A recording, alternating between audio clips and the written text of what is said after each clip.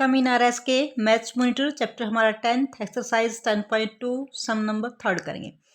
If you varies directly, direct यानी direct proportion हम इसके अंदर यूज़ करेंगे।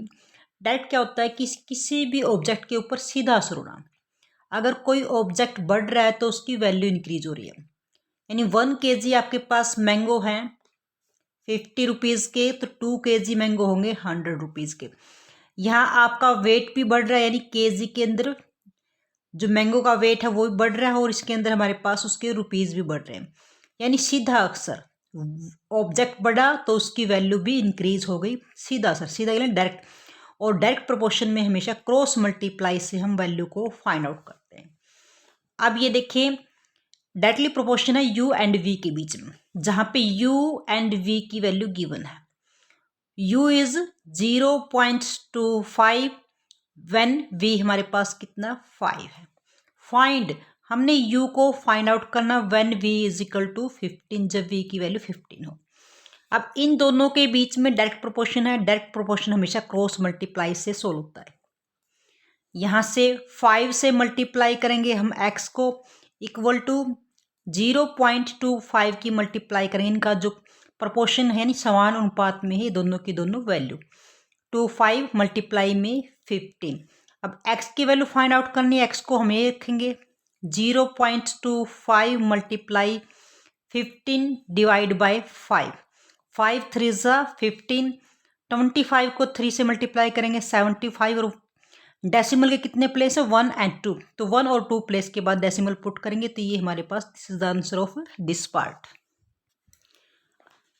फोर्थ क्वेश्चन में यहाँ पे P and Q, P varies directly proportion में 2Q के हैं। यहाँ पे P और 2Q की वैल्यू है।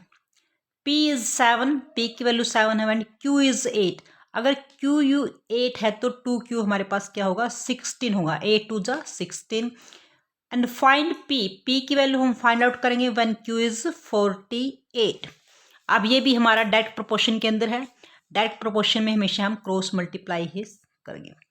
यहाँ से x की मल्टीप्लाई करेंगे 16 multiply x equal to proportion में यानी समानुपात में होंगे, उसका रिजल्ट होता है इक्वल 7 मल्टीप्लाई में 48।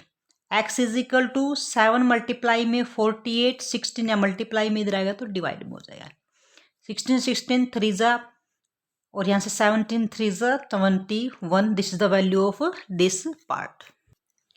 Now question number 5, Nitin has 2500 using which can, यानी इतने रुपीज़ हैं वो यूज़ करता ही कैन बाय 20 चेयर्स। हमारे पास दो ही ऑब्जेक्ट हैं, एक जगह हमारे पास चेयर है और दूसरे उसके रुपीज़ हैं यानी कॉस्ट है।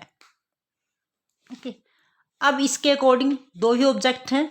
यहाँ पे रुपीज़ कितने हैं 2500, उसमें कितनी चेयर उसने बाय की 20। How many chairs can be buy 1000। Rupees के नीचे हम रुपीज़ राइट करेंगे और चेयर हमारे पास हमने फाइंड आउट करनी, जो हमारे पास अननोन है उसकी वैल्यू हम x राइट करेंगे। अब क्वेश्चन में हम ऑब्जर्व कर सकते हैं, यहाँ पे अगर ज़्यादा पैसे हैं तो ज़्यादा चेयर आएगी, कम पैसे तो कम चेयर आएगी। यानी ये हमारे पास अगर रुपीज़ कम हो रहे हैं तो चेयर भी कम हो जाएंगी। ये हमारे पास हुआ डायरेक्ट प्रोपोर्शन। डायरेक्ट प्रोपोर्शन में हम क्रॉस मल्टीप्लाई से वैल्यू फाइंड आउट करेंगे। x की मल्टीप्लाई करेंगे, x मल्टीप्लाई में 2500 इक्वल टू प्रोपोर्शन में यानी इक्वल टू 1000 मल्टीप्लाई में 20। x की वैल्यू फाइंड आउट करनी है तो 1000 मल्टीप्लाई में 20, यहाँ पे 2500 से हम डिवाइड करेंगे। 0 से 0 कैंसिल आउट, 0 से 0 कैंसिल, 25 4 जा और 4 2 जा 8, यानी इसके अंदर हमारी कितनी 1000 रुपीज़ के अंदर 8 चेयर आएंगे। This is the question number of 5th part. Now question number 6 भी हमारा सेम है। Deepika can run 7 kilometre. यहाँ पे किलोमीटर के अंदर डिस्टेंस है और दूसरा ऑब्जेक्ट हमारे पास क्या हावर्स है, टाइम है। यहाँ 7 किलोमीटर है और टाइम हमारे पास कितना 3 आवर्स। अब सी रन इन 5 आवर्स, 5 आवर्स में कितनी डिस्टेंस कवर करेंगी, डिस्टेंस की एक्स। यहाँ से अगर टाइम कम था तो डिस्टेंस कम थी, अब टाइम बढ़ गया तो डिस्टेंस भी बढ़ जाएगी। यानी हमारा हुआ डायरेक्ट प्रोपोर्शन। डायरेक्ट प्रोपोर्शन में हम क्रॉस मल्टीप्लाई से सोल्व करेंगे। यहाँ से क्रॉस मल्टीप्लाई से हम वैल्यू 3 मल्टीप्लाई में x इक्वल टू 7, 7 5 जा 35 हम डायरेक्ट मल्टीप्लाई भी कर सकते हैं। x की वैल्यू क्या होगी 35 बाय में 3, यहाँ मल्टीप्लाई में इधर आएगा तो डिवाइड में 3 1 जा 3, 3 1 जा 3 एंड 2 इज रिमेनिंग बाय में 3, तो ये किलोमीटर के अंदर हमारी डिस्टेंस होगी इस क्वेश्चन की। नाउ क्वेश्चन नंबर 7 भी सेम है। इफ 8 कार्टून्स अकॉपी यानी जगह ग्रहण करते हैं, जगह स्थान मतलब कवर करते हैं 90 स्क्वायर मीटर स्पेस यहाँ से, और how many space will 32 cartoons occupy, यानी 32 कार्टून हैं डब्बे हैं, वो कितनी जगह घेरेंगे, स्पेस कवर करेंगे। अब यहाँ पे दो ही ऑब्जेक्ट हैं, एक तो कार्टून है, दूसरा हमारे पास उनके लिए स्पेस है। कार्टून कितने 8 कार्टून है, स्पेस है 90 स्क्वायर मीटर स्क्वायर, ऐसे राइट कर सकते हैं। How much space will 32 cartoon, cartoon कितने 32, स्पेस हमारे पास पता नहीं, जो अननोन है उसकी जगह हम एक्स वेरिएबल डिनोट कर लेते हैं। अब क्लियर है 8 कार्टून से इतनी जगह थी, कार्टून बढ़ गए तो जो स्पेस है वो भी ज़्यादा कवर होगा, यानी ऑब्जेक्ट बढ़ रहा है तो उसका स्पेस भी बढ़ रहा है, तो ये हमारा हुआ डायरेक्ट प्रोपोर्शन। डायरेक्ट प्रोपोर्शन में हमेशा क्रॉस मल्टीप्लाई, यानी सीधा असर होना, वस्तु बढ़ गई स्पेस भी बढ़ गया, यहाँ पे सीधा असर होता है, इसको बोलते हैं डायरेक्ट प्रोपोर्शन। सेम हमारे पास मेथड 8 मल्टीप्लाई एक्स, और यहाँ पे 32 मल्टीप्लाई में 90 मीटर स्क्वायर। एक्स की वैल्यू है यहाँ से 32 मल्टीप्लाई में 90 बाय में 8, यहाँ मल्टीप्लाई में इधर आएगा तो डिवाइड में 8 4 जा, और यहाँ से 9 4 जा 36 और 0 मीटर स्क्वायर, तो यहाँ से जो 32 कार्टून है वो 360 मीटर स्क्वायर एरिया कवर करेंगे। Now question number 8, the height of the model building, जैसे हमारे पास जो बड़े बड़े बिल्डर होते हैं वो एक कार्डबोर्ड पे बोर्डर जो बिल्डिंग है उसका नक्शा दिखाते हैं, उसकी हाइट कितनी 15 सेंटीमीटर, वाइल द हाइट, जो एक्चुअल में बिल्डिंग की हाइट क्या है 120 फीट, यानी जो बिल्डिंग मॉडल हाइट, दो हाइट दी, एक तो हमारे पास मॉडल के अंदर हाइट है और दूसरी हमारे पास एक्चुअल हाइट है। रियल में उस ऑब्जेक्ट की हाइट क्या है, रियल हाइट है, एक्चुअल हाइट बिल्डिंग की, यहाँ पे 2 हाइट है।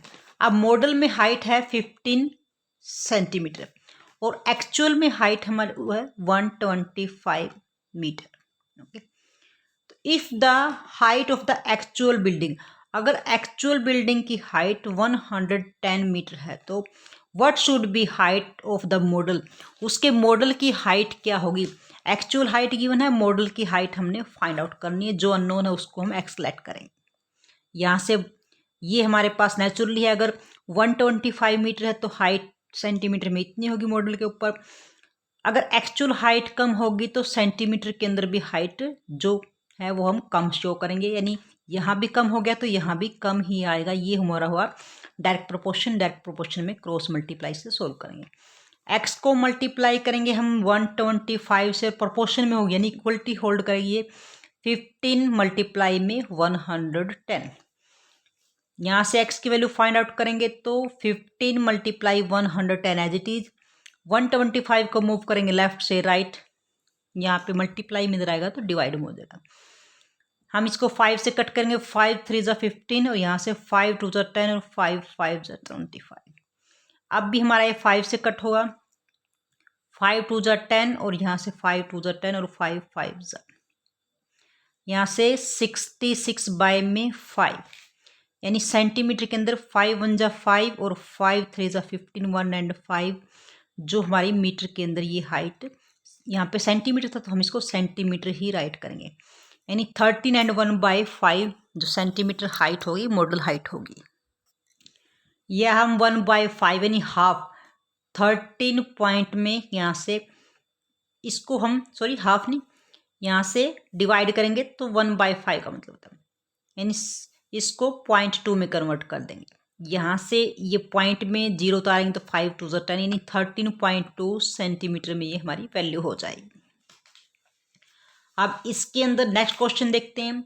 If 3 kg of salt, salt के अंदर क्रिस्टल छोटे जो कण होते हैं क्रिस्टल्स बोलते हैं उनको, यहाँ पे साल्ट की वेट गिवन है 3 kg एंड कंटेंस कितने क्रिस्टल्स 8 × 7 की पावर 7, यानी ये स्टैंडर्ड फॉर्म होती है हमारे पास, साइंटिफिक नोटेशन बोलते हैं इसको। How many crystals are there in, कितने क्रिस्टल होंगे 2.5 kg ऑफ साल्ट।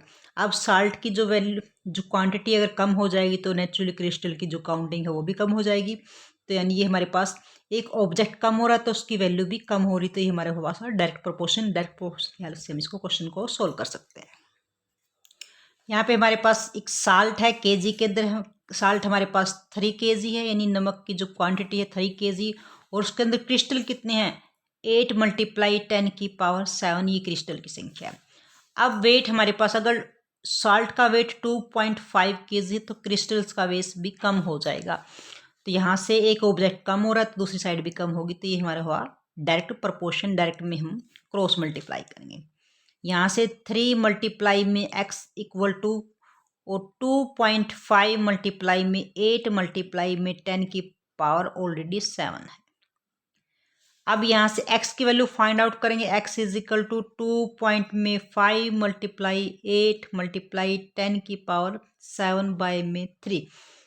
अब इसको हम 8 से मल्टीप्लाई करेंगे x की वैल्यू। 8 5 ज़ा 40, यहाँ से 4 8 2 ज़ा 16 और 20, यहाँ से 0.3 मल्टीप्लाई में 10 की पावर 7, यानी 20/3 और 10 की पावर 7। अब यहाँ से इसको अगर हम डेसिमल की फॉर्म में राइट करेंगे तो ये हमारे पास 3 6 ज़ा 18 यहाँ से, और फिर हमारे पास रिमेनिंग इज 2, यानी हमारे पास 6.6 ऐसा है, यानी 6.7। इसको हम कन्वर्ट बार बार 3 से डिवाइड करने पर हमारे पास सेम वैल्यू यही आएगी 6.666।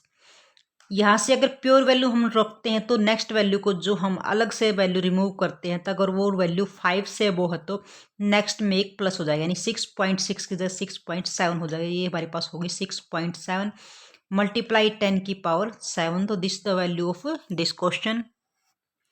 सेम आपका सेकंड भी पार्ट होगा। नाउ क्वेश्चन नंबर 10, जो डैनियल है वर्क्स 4 आवर्स। अब उसके वर्क्स जो हावर है उसके वर्क हावर ऑफ वर्क इसके कितने घंटे 4 घंटे हैं, और रेस्ट टाइम उसका जो रेस्ट टाइम गिवन है, यानी 4 घंटे के अंदर वो 1.5 आवर्स वो ये है उसका रेस्ट टाइम है। 4 घंटे काम करने के बाद वो 1.5 घंटा रेस्ट करता है। इसके बाद how much rest did he take, कितना रेस्ट लेगा इफ़ ही वर्कड 28 आवर्स। अगर वो लगातार 28 आवर्स काम कर 28 आवर्स वो काम करता तो कितने घंटे वो रेस्ट करेगा, ये वैल्यू अननोन है, इसको हम एक्स लेट करेंगे। अब 4 घंटे काम किया तो 1.5 घंटा रेस्ट किया। अब वो ज़्यादा टाइम काम करेगा तो इट मीन्स रेस्ट भी उसका बढ़ जाएगा। तो हमारे पास यहाँ से भी इंक्रीजिंग और यहाँ से भी इंक्रीजिंग, बोथ साइड इंक्रीजिंग हो तो हमारा डायरेक्ट प्रोपोर्शन होता है। डायरेक्ट प्रोपोर्शन में क्रॉस मल्टीप्लाई से हम सोल्व कर सकते हैं। ये हमारी कंप्लीट एक्सरसाइज डायरेक्ट प्रोपोर्शन की थी। तो यहाँ पे हमने सबको मल्टीप्लाई ही किया, डायरेक्ट क्रॉस मल्टीप्लाई किया। एक्स की वैल्यू निकालेंगे, लेकिन जब एग्जाम होता है तो वहाँ पे हमें क्लियर होना चाहिए कि हम डायरेक्ट कहाँ लगाएंगे और इनडायरेक्ट कहाँ पे लगाएंगे। 4 7 ज़ा 28, 15 7 ज़ा 105, और डेसिमल के बाद 1 पॉइंट है तो यानी 10.5, यानी 10.5 जो घंटे हैं वो उसमें रेस्ट करेगा, हावर्स के अंदर वो रेस्ट करेगा। This is the question number 10। Dear students, if you like our video then like and share the video and also subscribe the channel. Thank you.